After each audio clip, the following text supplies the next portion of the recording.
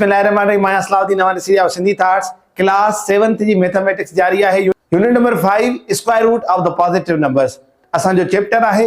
इन video lecture के अंदर असी पढ़ना से find square root by division method. गुजरियल वीडियो के अंदर असी पढ़ो से find square root by factorization method. अचो तो हाणे डिवीजन मेथड सा स्क्वायर रूट फाइंड करने जो तरीक़ेकार समझा सा। हाणे पहिरियों जो असा के एग्जांपल मिलेला वो मिलेला 1024। हाने दिसो त जडे असा फैक्टराइजेशन में कढंदा आहियूं त सिंपल असा ने फैक्टर कढंदा आहियूं, पर डिवीजन मेथड में असा के एहतियात करनो पवंदो आ। छो त असा स्क्वायर रूट जी डिवीजन ता क्यों का आम डिवीजन न था क्यों। स्क्वायर रूट जी डिवीजन में ता के याद हो जे त ये टेबल जे का है न, मिसाल एकड़ो 2 बिडू 4 टिटका 9 4 चौंक 16, यानी हिन किस्म जी टेबल असा तवा के पढ़नी होंदी आ। छाजे करे न किस्म जी टेबल पढ़ना से त हे स्क्वायर रूट आ। ठीक है, असा जो स्क्वायर है असा जो रूट है तो इन हिसाब से जी टेबल पढ़ना से। ठीक है, मुझे ख्याल में यो ता जो क्लियर होंदो। हां पेरियो जेको आहे वो इन में जो स्टेप आ वो आहे तने पेयर्स ठहंदा आहिनि। किए हिन पासे दो यानी ता राइट वाली साइड खो इन जा पेयर्स ठाइंदो जोड़ा, यानी पेरियो कम असा जो छाहे पी यानी पेयर्स असा ठाइंदा से। केड़े पासे दो हिन पासे दो, यानी शुरुआत असा हितो करना से। ठीक, जडे असा पेयर्स ठही वेंदा त पो असा जो हाणे हिन वारो पहिरियों पेयर आहे हिन पासे वारो, यानी पेयर ठाण हेडो शुरू कंदासीं, पर जेको असा टेबल पढ़ंदासीं उहा हिन पेयर ते पढ़ंदासीं। हाणे हिन ते टेबल कीअं पढ़ंदासीं हिन अंदाज़ में टेबल हीअं न पढ़ंदासीं 1 2 2 2 4 3 2 6 4 2 8 5 2 10 न, ईअं वञण न पढ़ंदासीं। असां पढ़ंदासीं ईअं 2 4 टिटका 9 4 चौंक 16 वधी वियो। असां छा कंदासीं टिटका 9। हाणे ॾिसो जॾहिं असां इहो ॾिठोसीं असांखे वंड में छा करणो हूंदो आहे, या त घट हुजे या त पूरो हुजे, वधीक न हुजे। इन जे करे असां कदे 4 चौंक 16 वधी तो इन करे कंदासीं टिटका 9। हाणे उहे टे घणनि जगहनि ते लिखणा आहिनि। ॿियो स्टेप त जेको तव्हां अंक खणी था अचो उहो 3 जगहनि ते लिखंदो, हिकु हिते ॿियो हिते टियों हिते। ठीकु आहे, इहो ॿियों स्टेप तव्हांखे जेका प्लेसमेंट आहे न इनखे ज़हन में रखणो आहे त जेका टेबल तव्हां पढ़ी था अचो किथे किथे रखंदो 3 जगहनि ते। अच्छा, टिटका 9 थिया त उहे हिते। ठीकु आहे, जेका तव्हां हिनखे टेबल पढ़ी टिटका 9 उहा हिते, उन खां पोइ हिनखे माइनस कंदा 10 9 वेंदा बचंदो 1। ठीकु, पोइ छा कंदो जेके हेॾो असां टेबल पढ़ी आहियूं न हे कंदासीं जोड़। हाणे 3 ऐं 3 घणा थींदा 6। पोइ हाणे हे बि हल करे आयासीं, हिनखे माइनस करे छा थींदो अॻिते वञे नथी टेबल असां वरी पेयर हलाईंदासीं। क्लियर आहे। अच्छा, हाणे हिते ॿियो नंबर ॻाल्हि सम्झण जी आहे असांजी, उहा इहा त शहन सां अहिड़ो अंग ज़र्ब करणो आहे जेको असांखे या त 124 पूरो ॾे या असांखे हिन खां घटि ॾे। अच्छा, हाणे हिन सां कीअं अंग पढ़ंदासीं, हिन सां हीअं पढ़ंदासीं हीअं, यानी ईअं न आहे त जेको आहे शहन खे ॿिनि सां ज़र्ब कयूं 6 टका 7 टका न, ईअं न। 6 रखी करे भरिसां ॿियो अंग ॾींदासीं जेको 2 दफ़ा लिखंदासीं। 2 4 6 12। असां ॾिठोसीं त असांखे डायरेक्ट उहो अंग मिली वियो, पर न मिलिया त वरी असां हिते 3 हिते 3 वरी टेबल पढ़ूं आहे सॼे ते। ठीकु आहे, हाणे ॾिसो त शहन सां कहिड़े अंग खे ज़र्ब कयोसीं जो असांखे जवाबु मिलियो 124, असांखे पूरो मिली वियो 2, त उहे 2 बि वरी 3 जगहनि ते लिखंदो, हिकु हिते हिकु हिते हिकु हिते, 3 जगहनि ते लिखियोसीं। छा आयो आहे असांखे 62 खे जॾहिं ॿिनि सां असां कयो आहे त 124, हिते प्लस हिते माइनस। अच्छा, हाणे हिनखे जॾहिं असां कट कंदासीं छा जवाबु ईंदो 0, ख़तमु। हिन जो छा जवाबु ईंदो 4, हिन जो छा जवाबु ईंदो 6। असां जॾहिं हिनखे जोड़ कंदासीं हे असांजो जवाबु आहे दुरुस्त। इहा कीअं ख़बर पवंदी असांखे, इहा ख़बर पवंदी असांखे हिन सां। छो त जेको हे अंग आहे उन जो हे डबल हूंदो आहे। छा डबल हूंदो आहे, कीअं ॾिसो 32 64 जो डबल आहे, माना ख़बर पई त हे असांजो जवाबु दुरुस्त आहे। मां हिकिड़ो दफ़ो तकिड़ो क्विक रीकेप कयां थो जे तव्हां तंग न थियो। उहो इहो त तव्हां सभ खां पहिरियां अंग खणी ईंदव, पेयर ठाहींदव ऐं हिन तरीक़े सां टेबल पढ़ी उहो 3 जगहनि ते लिखंदव, खणी ईंदव, माइनस कंदव, वरी हिन अंग सां जेको असांजो जवाबु अचे थो इन सां अंग चेक कंदा वेंदव जेसिताईं तव्हांजो घुर्बल अंग नथो अचे। अची थो वञे साॻियो ई अंग रखी कट करे आख़िर में चेक कयो त छा असांजो जवाबु पूरो थिए थो या न। हाणे हलूं था ॿिए नंबर एग्जाम्पल जे तरफ़। हाणे जेको असांखे ॿियो नंबर एग्जाम्पल मिलियो आहे उन में असां पहिरियों स्टेप कहिड़ो खणंदासीं बाबा, पहिरियों स्टेप असां खणंदासीं पेयर्स वारो। ठीक है, तो पेयर असां काॾों शुरू कंदासीं? हेॾों। ये तो पेयर ना है असांजो। इन कंडीशन में जॾहिं तव्हांखे पेयर न मिले ॿियो, पर ॾिसो शुरूआत हेॾों कयो, पेयर न मिलेव त पोइ जेको अगरि सिंगल अंग मिले त हुनखे छा कंदासीं? केप। इनखे छा चइबो आहे? केप। उहा केॾी महिल असां इस्तेमालु कंदासीं जॾहिं पेयर्स मुकमल न हूंदा। इहा ॿियो नंबर कंडीशन तव्हांखे सम्झ में अची वई हूंदी इंशाल्लाह। हाणे टेबल कीअं पढ़ंदासीं? जिते केप आहे पहिरीं न ते हाणे पेयर न आहे, छो त जिते जेको जेको असांखे अलॻि थी मिलियल आहे उनखे असां छॾाईंदा वेंदासीं। ॿिनि ते टेबल कंहिंजी पढ़ंदासीं? ॿिॾूं चार न, एक हिकाई हिकु। छो त असां हिक जी टेबल बि त पढ़ंदा आहियूं न, हिक खे हिक सां ज़रब कयूं छा जवाबु ईंदो आहे? हिकु। त एक हिकाई हिकु घणा दफ़ा लिखंदासीं? 3 दफ़ा। हिकु हिते, हिकु हिते, हिकु हिते। पोइ एक हिकाई छा आयो आहे? हिकु। कट कंदासीं, ॿिनि मां हिकु वेंदो त हिकु बचंदो, हिनखे असां जोड़ कंदासीं त थींदा 2। ख़तमु। अच्छा अचो 56 खणी अचो। हाणे असां छा कंदासीं? छा सिखी आयासीं असां?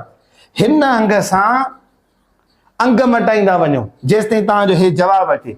अच्छा 2 खणो हिन सां, ॿिॾूं 4, ॿिॾूं 4, 44। अञा अॻिते वञो, 2 सां 3 खणो, 3 टका 9, 2 टका 6। अञा अॻिते वञो, 2 सां कयो तक़रीबन 4, 4 चौंक 16, हिकु मथे ॿिॾूं 4 ऐं 1 5 56। हाणे ॾिसो, ऐं तव्हां चवंदा हूंदो त सर हाणे हिकु हिकु नंबर सां कंदो थो वञे। मां हिनखे डायरेक्ट बि करे सघां थो, यानी मां उहो नंबर ॻोल्हे सघां थो त डायरेक्ट नंबर कहिड़ो आहे। सिर्फ़ु हिन प्रोसेस खे करण जो मतिलबु इहो त तव्हांखे ख़बर हुजे, छो त तव्हां जॾहिं प्रैक्टिस कंदव न पोइ तव्हां बि सम्झी वेंदव त हिन जे आख़िर में उहो कहिड़ो नंबर लॻंदो ॿिनि सां, जो असांजो जवाबु या इहो अचे या हिन खां घटि अचे। बहरहाल अॻिते हलूं था, 5 लॻायूंसि था। 5 5 25, 2 5 10 ऐं 1 12। हाणे असां वेझो वेंदा था वञूं, वरी ॿिनि खे 6 सां कंदासीं। 6 छका 36, 2 छका 12, 13 14 15। असांजो जवाबु आई थिंक सो असांखे मिली वियो। यानी असां ॾिठोसीं त आख़िरी अंग कहिड़ो असां जेको आहे ज़रब कयोसीं? 6। त हाणे 6 घणनि जॻहियुनि ते लिखंदासीं? 3 जॻहियुनि ते। कहिड़े ते? हिकिड़ो हिते, हिकिड़ो हिते, ॿियो हिते। ईअं न आहे त 6 तव्हां हेॾो लिखंदो त हिन सां जोड़ कयो, न। 6 उहे तव्हां वरी हिक जेठो करे रखंदव। ठीकु। जॾहिं तव्हां ॿिनि खे 6 सां ज़रब कयो त जवाबु तव्हांखे छा मिलियो? 156। हिते जोड़, हिते कट। हिनखे थींदो त हे कटिजी वेंदा, 0 जवाबु बचंदो। हिते थींदा 12, हिकु मथे हे 32। हाणे ॾिसो आख़िर में वेरिफिकेशन वारो अमल, हे 16, हे 32। अगरि हे ॾिसो हुनजो डबल आहे त हे असांजो जवाबु सही आहे। सो उम्मीद आहे त 2 जेके एग्ज़ाम्पल्स आहिनि उहे सम्झ में अची विया हूंदा। हाणे हलूं था नेक्स्ट एग्ज़ाम्पल जे। हाणे असां 3 नंबर एग्ज़ाम्पल खयो आहे। 3 नंबर एग्ज़ाम्पल में असां हिनखे खयो आहे जेको असांखे फ्रैक्शन में मिलियल आहे। यानी पहिरियों असां सिंपल होल नंबर्स खे पिया स्क्वायर रूट फाइंड कयूं, हाणे असां हिन अंगनि खे ॾिसंदासीं जेके असांखे फ्रैक्शन में मिलनि था। हाणे हे असांखे कंपाउंड फ्रैक्शन मिलियो आहे। मां हिनखे डायरेक्ट जेको आहे इम्प्रॉपर फ्रैक्शन में कन्वर्ट कयो आहे। कीअं? हिक खे हिन सां ज़रब कयो, जेको जवाबु अचे मथे सां जोड़ करे उहो लिखो, बाक़ी हेठियों अंग असां साॻियो ई रखंदा आहियूं, या तव्हांखे ख़बर हूंदी इंशाल्लाह। छा कंदासीं? सभ खां पहिरियां मथे अंग जो असां स्क्वायर रूट फाइंड करण जी कोशिशि कंदासीं। कंहिंजे मदद सां? बाय डिवीजन मेथड सां। असां उहो अंग खणी ईंदासीं जंहिंजो जवाबु इंशाल्लाह हल करे असां मथो रखंदासीं, वरी हिन जो जवाबु कढी हिन जे हेठों रखंदासीं। अचो असां पहिरियों कमु कहिड़ो कंदा आहियूं? पेयर्स वारो। पेयर कीअं कढंदासीं? असां टेबल पढ़ंदा आहियूं डायरेक्ट। 3 टका 9, 5 5 25, 6 छका 36। वधी थो वञे त असांखे ख़बर आहे त हिन 5 जी टेबल लॻंदी। 5 5 25 माइनस कंदासीं बचंदा 5, हिनखे जोड़ कंदासीं बचंदा 10। तव्हां 25 लाहे अचो। हाणे ॾिसो हिते 10 सां उहो कहिड़ो अंग ज़रब कयूं जो असांखे जवाबु 525 अचे। त मुंहिंजे ख़्याल में असां हिनखे 2 सां कंदासीं त 2 4 0 1 2 2 त थींदो 204। यानी डायरेक्ट असां ईअं था कयूं 5 जी टेबल ट्राई था करे ॾिसूं। हिन ते 10 खे 5 सां था कयूं। 5 5 25, 0 साॻियो ईंदो, हिते साॻियो असां 2 लाइ ईंदासीं। 1 5 5। असांखे छा मिले? 10 सां 5 ज़रब कयासीं त 5 5 25। अच्छा हिकिड़ी मां ॻाल्हि तव्हांखे ॿुधाए छॾियां थो, अगरि तव्हांखे सम्झ में अचे थी त ॾाढो भलो। जेको मां तव्हांखे ॿुधायां त अॻिते हली करे तव्हां डायरेक्ट बि अंग पढ़ंदव। उहो कीअं? ॾिसो 10 सां आख़िर उहो कहिड़ो अंग ज़रब कयां जंहिंजे शुरूआत में 5 मिलनि असांखे? यानी तव्हां 2 कंदो त 4 मिलंदा, 3 टका कंदो त 9 मिलंदा, 4 चौक कंदो त 6 मिलंदा। ॾिसो ईअं मिलंदा न असां टेबल पढ़ूं त। पर मूंखे ख़बर हुई त 5 5 आख़िर में हितां 5 मिलंदा। पोइ अॻिते ॾिसां थो त हाणे ईअं ई आहे त तव्हां जॾहिं बि हिन आख़िरी अंग खे ॾिसो ऐं हिन अंग खे ॾिसो त हिन सां आख़िर कहिड़ो अंग पाण सां ई ज़र्ब कयां त मूंखे जवाबु 5 मिलंदो, पोइ ईअं बि तव्हां जल्दी टाइम बचाए करे डायरेक्ट वांगुरु खणंदव। सो अचो हाणे टेबल मां कंहिंजी पढ़ी 5 जी पढ़ी 10 खे 5 सां ज़र्ब कयां, 5 हिते 5 हिते 5 हिते। ठीकु, छा जवाबु आयो असांखे 525। हिते थींदो -0, हिते थींदा 10, हिकु मथे असां हिकु लाइ ईंदासीं, हे साॻियो हिकु। हाणे ॾिसो 110 जो अधु 55 आहे, यानी असांजो इहो जवाबु दुरुस्त आहे। असांखे छा जवाबु मिलियो आहे उहो असां हिते लिखंदासीं 55। हाणे ॿियो असांखे कहिड़ो मिलियल आहे 1936। हाणे ईअं डिवीजन मेथड जी मदद सां असां 1936 जो बि असां स्क्वायर रूट मालूम कंदासीं। हाणे ॾिसो हिन में असां पहिरियों कमु कहिड़ो कंदासीं, पेयर ठाहिण वारो। पोइ असां 19 ते टेबल पढ़ंदासीं, टिट का 9, 4 चौंक 16, 5 पंजा 25 वधी थो वञे, इन करे असां हिन ते टेबल पढ़ंदासीं चेंज जी, ऐं उहे घणा 3 हंधनि ते लिखंदासीं। 4 चौंक 16, जॾहिं माइनस कंदासीं असांखे छा बचंदो, 3 जवाबु मिलंदो, ऐं हिन खे छा कंदासीं, जोड़ कंदासीं त मिलंदा असांखे 8। जॾहिं एतिरो मुकमल थिए त 36 लाइ अचो। हाणे ॾिसो 8 सां उहो कहिड़ो वांगुरु ज़र्ब कयां जो मूंखे जवाबु मिले, मुंहिंजे ख़्याल में 4, छो त 4 चौंक 16 त हिन पासे हेॾो छह ओॾो ई मिलंदा, असां डायरेक्ट चेंज जी टेबल पढ़ी था ॾिसूं। 4 चौंक 16 हिकु, 8 चौंक 32 ऐं हिकु 33। तव्हां ॾिसो त असांखे डायरेक्ट अंग मिली वियो, बजाए जो असां 2 3 चेक कयूं आहे। सिर्फ़ु इहो त तव्हां आख़िरी अंग सम्झो, जे नथा सम्झो त तव्हां पहिरीं 2 आणो, पोइ 3 आणो, पोइ 4 आणो, काथे न काथे इनशाला तव्हांखे अंग मिली वेंदो। ॾिसो 4 हिते बि रखंदासीं, हिते बि ऐं हिते बि।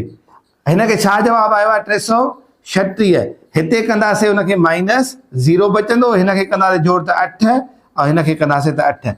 अच्छा, हाणे जवाबु छा आयो आहे 44। हे ॾिसो हुनजो डबल आहे, त मतिलबु छा थी वियो त हे असांजो जवाबु दुरुस्त आहे। असां हिन जो बि लाइ रखंदासीं 44। ठीकु आहे, मुंहिंजे ख़्याल में असां हिननि ॿिन्ही जो स्क्वायर रूट कढी वियासीं।